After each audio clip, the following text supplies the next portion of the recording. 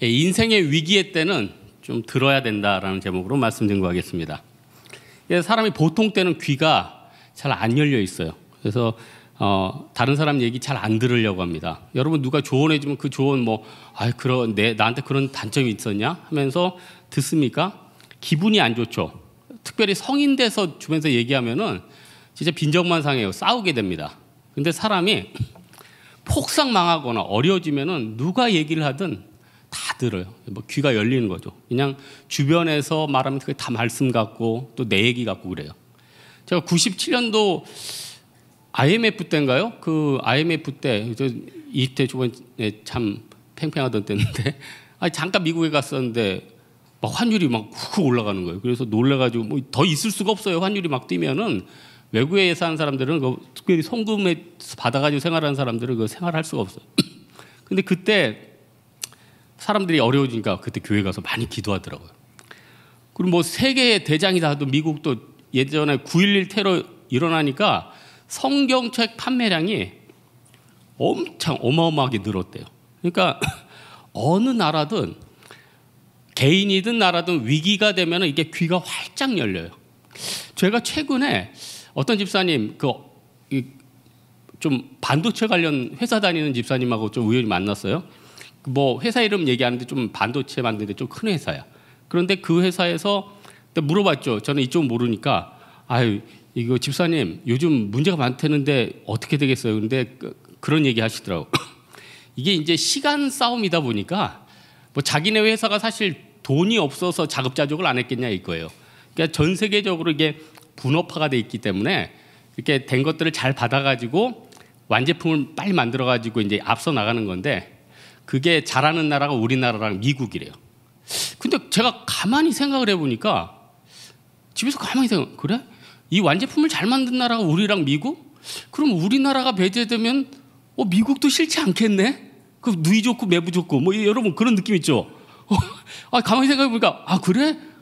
미국에서 좀 미온적인 태도도 있을 수 있겠다.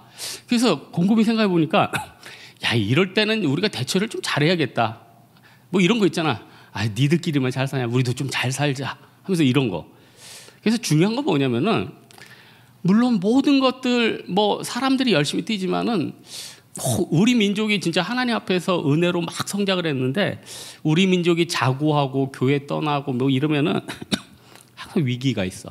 그때는 어떻게 해야 됩니까? 바짝 무릎 꿇어야 돼. 나라뿐만 아니라 개인도 마찬가지죠. 지금 개인들의 위기가 있거든요. 개인들의 위기. 그러니까 신용의 위기가 있고 경제의 위기가 있고 지금 관계의 위기가 있어요. 이때는요, 내가 하나님 앞에 납작 엎드려가지고 하여튼 여러분이 지금 움직일수록 다쳐. 손해요. 내가 움직일수록 다쳐요. 여러분 누구 교통사고 당하면은 그 사람 함부로 막 일으키면 어떻게 돼? 뭐 척추 손상되고 막 그런다면서요. 그래서 119 요원도 올 때까지 그냥 놔두라고 하잖아요. 그래서 너무 놔두지 말고 적당히 조치해서 놔둬야지 척추도 안 다치고 한다면서요. 마찬가지로 내 인생에 문제가 있다고 너무 막 내가 인간적인 머리 써가지고 막 뛰면 어떻게 돼요? 다치는 거죠. 그래서 우리가 살기 위해서 어떻게 해야 됩니까? 문제가 생겼을 때는 납작하게 엎드려가지고 귀를 열어야 돼요. 여러분 오늘 본문의 내용이 뭐냐면은 그때 당시에 뭐 랍비들, 바리새인, 사두개인들 쟁쟁한 회의가 하나 있었는데 사내들인 공회의들. 그러니까 바리새인 중에 최고, 뭐 서기관 중에 최고. 이 사람들이 한 70명 정도 모였던 거예요. 그래서 이 사람들이 왜 모였냐면은 태초로부터 참 선지자가 아니면은 안진뱅이가 일어날 수 없다고 자기들도 알고 있었는데, 그러니까 사도행전 3장에 보니까 안진뱅이가 일어난 거예요. 뻔히 그 사람이 평생 앉아 있던 걸 알아요. 근데 지금 이 사람이 서서 다니는 거예요. 그러니까 평소 같으면 13절에 나오지만 베드로와 요한은 뭐라고 이 사람들이 했냐면 본래 학문 없는 범인. 범인은 여러분 크리미널 아닌 거 아시죠? 보통 사람들 다 이거예요. 그래서 이 사람들하고는 얘기를 안 하는 거예요. 근데 왜 얘기를 할 수밖에 없었습니까? 안진뱅이가 일어났으니까. 사람들이 술렁이니까. 그래서 16절에 공연들이 우리도 부인할 수 없다. 무슨 말이에요? 이거 안진뱅이를 고친 거는 참된 성지자의 징표거든요. 그럼에도 이 사람들이 어떻게 해요? 18절 예수 이름으로 말하지도 말고 가르치지도 말라. 듣고 마음이 낮아진 게 아니라 계속 고집 부리는 거예요. 여러분 인생의 비극, 나라의 비극, 또 조직의 비극이 뭡니까? 그냥 계속 고집 부리는 거예요. 예전에 어떤 시골 교회 다니던 우리 청년 한 명이 자기 교회 목사님 변화된 얘기를 하더라고. 너무 좋아졌대 목사님. 시골 교회 목사님인데 자기가 군대 가기 전에 청년집 전도 집회를 했는데 여기 강두대상에서 연극을 하기로 돼 있었대. 근데 목사님께서 감히 주의 대단에 신발을 신고 여기서 뛰고 어떻게 하겠냐고. 저 밑에서 해라. 그거 어떻게 해요? 전도대상자들이 여기 와 있는데. 그러니까 뛰면서 저 밑에서 뛰면서 연극을 한 거야. 아, 이게 무슨 코미디입니까? 그리고 이 형제가 이제 군대를 간 거예요. 그리고 제대를 했는데 목사님이 너무나도 놀랍게 변화돼 있더래.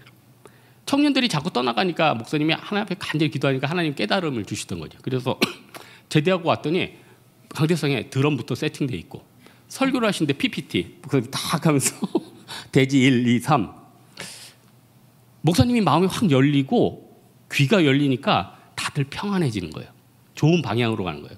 물론 지도자는 항상 자기 잣대가 있고 정확한 판단이 있어야 됩니다. 그런데 이게 아니다고 안 되면은 또 우리 인생에서 이게 아니고 좀 안 되면은 제가 지난주에 설교할 때도 그랬잖아요. 자영업하는데 너무 안 된다. 그래서 그 옆에 있는 집사님이 그러더라고요. 죽은 자식 고추 만진다는 속담 있잖아. 안 되는 거 가지고 너무 그러지 말라고. 또 하나님이 주시는 지혜를 얻어야 되고 또 지식을 듣는 게 중요하거든요. 그래서 우리 인생의 위기의 때는요. 귀가 열려야 되는데 오늘 본문에는 어떤 귀가 열리냐면은 우리 예수님은 구원하시는 분이에요. 세이비어. 구원하시는, 이거 히브리어로 모시아라고 할 거예요. 예수님은 구원하시는 분이에요. 예수님은 피할 반석, 나의 요새 여러 가지 있지만 예수님은 일단계적으로 건지시는 하나님이에요.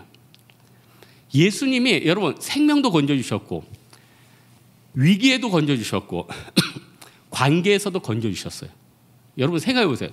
여러분 인생 가운데서 예수님이 몇 번이나 여러분을 건져주셨습니까? 너무 많아. 그럼 항상 감사해야지. 예수님이 그러죠. 10명의 문둥병자를 고쳤는데 9분 다 어디 갔느냐? 9명 다 어디 갔어요? 네? 도대체 9명 어디 갔어요? 하나님 또 축복해 주겠습니까? 그거 안 들어. 그래서 여러분 성경에서 무서운 표현이 하나 있죠. 저는 성경에서 무서운 표현이 두 가지가 있어. 하나가 진짜 이가봇, 하나님의 영광이 떠난 거예요. 사울, 하나님이 버리신 거예요. 무서운 표현 아니에요? 가룟 유다 버린 거예요. 이게 신학적으로 유기라고 하거든요. 무서운 거예요. 하나님 유기. 여러분 하나님이 우리 다 용서해주면 끝까지 용서해줘요? 끝까지 용서 안 해. 우리가 예수 안 믿고 죽으면 지옥 가는 거예요. 그때 심판인 거예요. 그리고 또 하나 무서운 말이 뭐냐? 평생 목이 고든 백성. 여러분 지금 컴퓨터 넘어봐서 다 거북목이죠. 저도 컴퓨터 넘어봐서 너무 아파 죽겠어. 목이 고다 있을 때는 어떻게 돼요? 자, 스트레칭 시간입니다. 여기를 지글지글 여기 이렇게 해야 돼. 에? 목이 풀어져. 그럼 목이 가벼워지는 거 아니에요? 여러분 하나님 앞에 좀 자존심 좀 버리고 고개를 좀 푹 숙이면 안 되겠어요? 하나님 앞에 기도할 때 앉아서 기도하지 말고 여기서 엎드려서 요기한 자세로 이렇게 하면서 기도하란 말이에요. 그럼 얼마나 풀어지겠어? 내 말은 하나님 앞에 바짝 엎드리라. 바짝 엎드리라. 우리 예수님 외에는 우리를 지금 건져줄 사람이 없어. 건져줄 사람이 없어. 그러나 예수님이 건져주시면 우리는 살아. 그 큰 애굽 땅에서 이스라엘 백성들은 종이었어요. 노예였어요.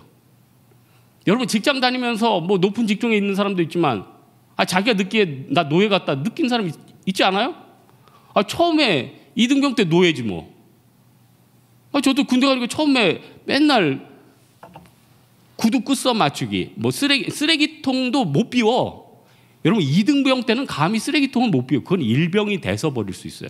2등병 때는 워커 끝서 맞추는 거, 워커 닦는 거부터. 노예 같죠. 그런데 하나님께서 그 노예 같은 위치에서 어떻게 됩니까? 이렇게 주는 거 아니에요. 이렇게 주는 거, 이렇게 주는 거. 그래서 제가 군대 얘기했지만 우리 부사단장님이 병장부터 2등병부터 시작해서 별을 단 분이야. 여러분 대단하지? 그분 군생활 한 400년 했나? 어떻게 2등병에서 별을 따요? 2등병부터 해서 병장까지 하고 제대를 하고 다시 시험을 봤어요. 장교 시험.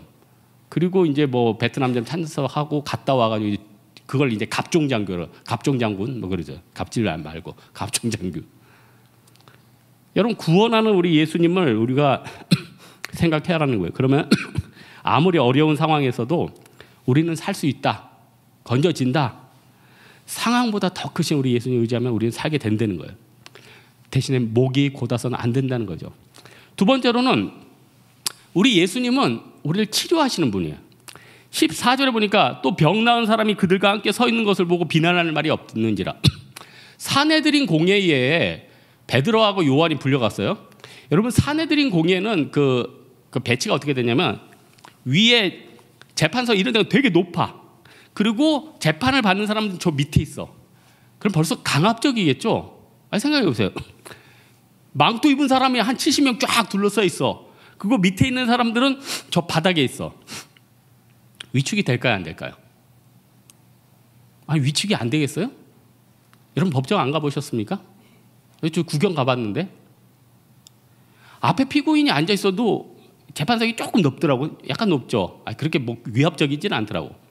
그런데 이제 막 겉에 써 있어. 들어가서 막 녹취 및 이런 거 하면은 뭐 법률상 뭐가 있다. 뭐 그러니까 벌써 딱 들어갈 때 뭐 다 핸드폰 끄고 난리나. 그런데 거기만 있어도 죄를 졌거나 자기가 판단을 기다리면은 쫄겠더라고. 근데 삶과 죽음을 결정하는 그것도 제일 큰 공회에서 70명이 딱 바라보고 있는데 거기서 누가 소리를 지를 수 있겠어? 생각해봐요. 거기 판단을 하는 어떻게 소리를 지를 수 있겠어? 근데 베드로와 요한은 니네 풀어줄 테니까 이거 조용하고 나가서는 예수 이름으로 얘기하지 마. 그러면 예 알았습니다. 이렇게 하면 되잖아. 거기서는 목이 곧았지. 나사렛 예수를 이름으로 우리가 이렇게 살아났는데 이 예수를 증거하지 아니할 수 없노라. 그리고 그 옆에 누가 서 있어요? 지난달까지만 해도 성전 미문에 있던 미문이 꼭 끝미가 아니라고 했죠. 뷰티풀 게이트. 아름다운 문에 서 있었던 그 안진뱅이. 그러니까 여기 있는 사람들도 할 말이 없는 거예요. 자기들끼리 회의를 한 다음에 더 이상 죄를 정하지 못하는 거죠. 이 정도 사역이면 메시아 사역이다. 이 정도 사역이면 메시아 사역이다. 예수님도 왜 함부로 판단을 못했을까요? 바디메오를 고쳐줬거든요. 눈을 떴어요. 이 정도면 우리가 핍박할 그런 짬밥과 클래스가 아니라는 걸 느끼는 거예요. 그러니까 기껏 하는 말이 뭐예요?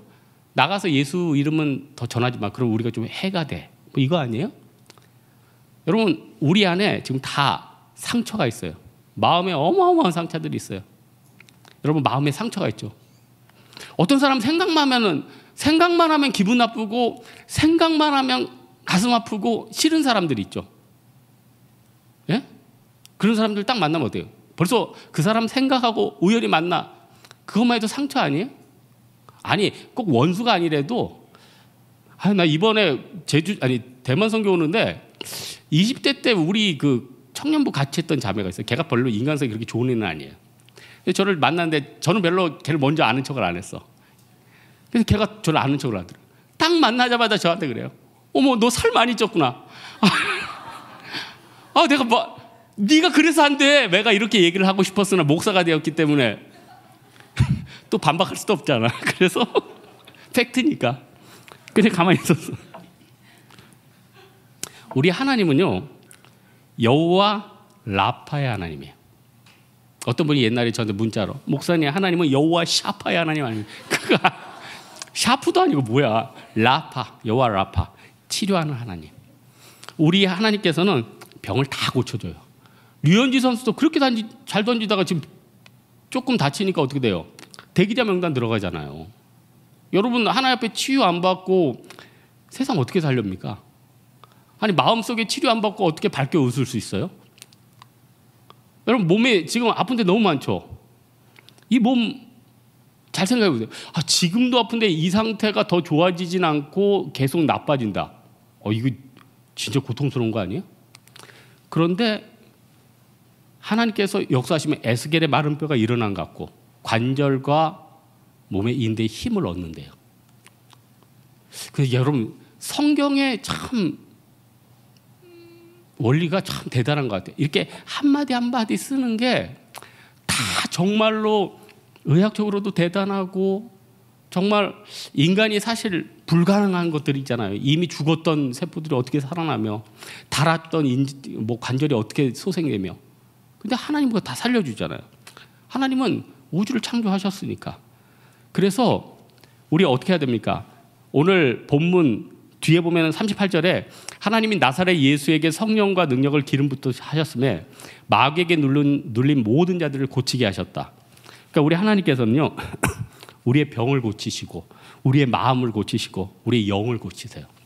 그래서 이 시대는 물질 만능주의 시대라고 하는데 동시에요. 사람들이 영적으로 굉장히 갈급해 있어요. 점점 더 그럴 거예요. 두 가지 현상 나타날 거예요. 점점 사람들은 돈이 없어가지고 막 발버둥 칠 거예요. 막 죽이려고 할 거예요. 나라별로 그냥 분위기 장난 아니죠.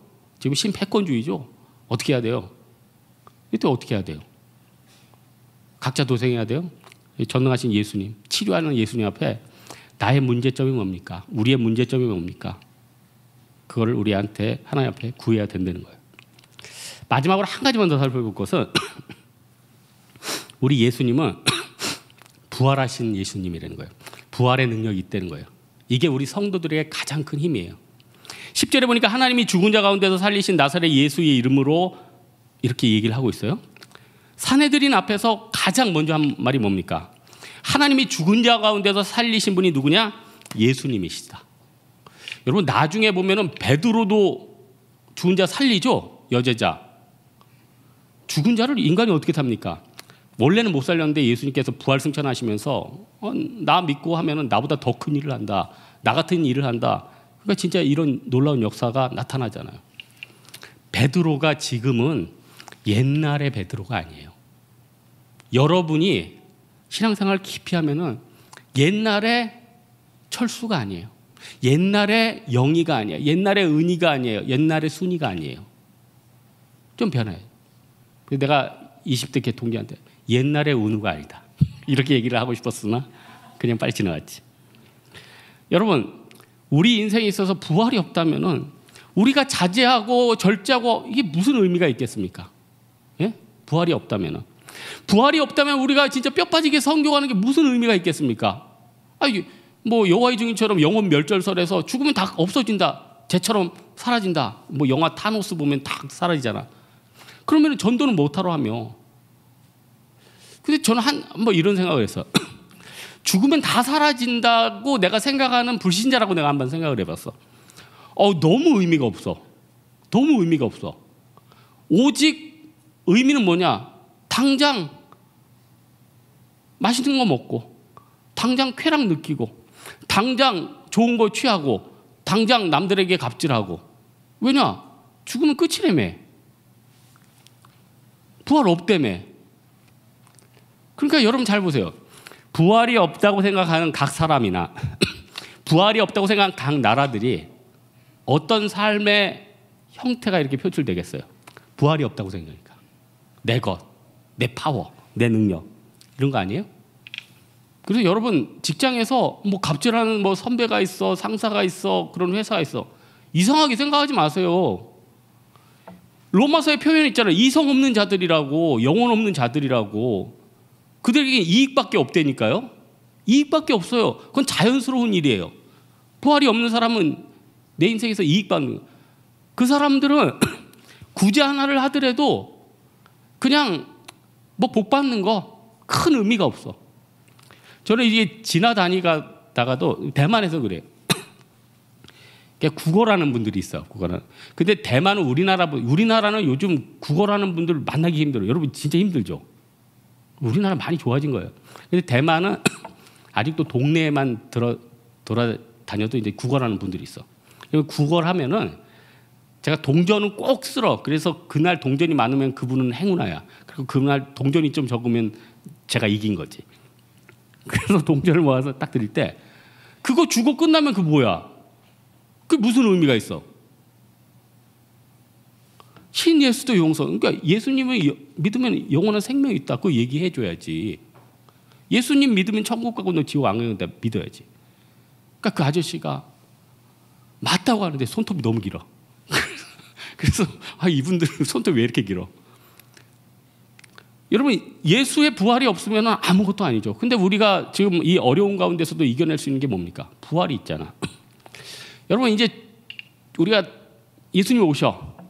천국에서 나팔 불면서 예수님 오셔. 세팅 딱 끝나. 나라들 다 부서져. 그리고 예수님께서 예비하신 새 하늘과 새 땅에 가가. 그래서 우린 부활한 몸을 입겠지. 그러면은 어떻게 될까요? 세상에서 높은 권세, 돈 다 사라져. 다 사라져.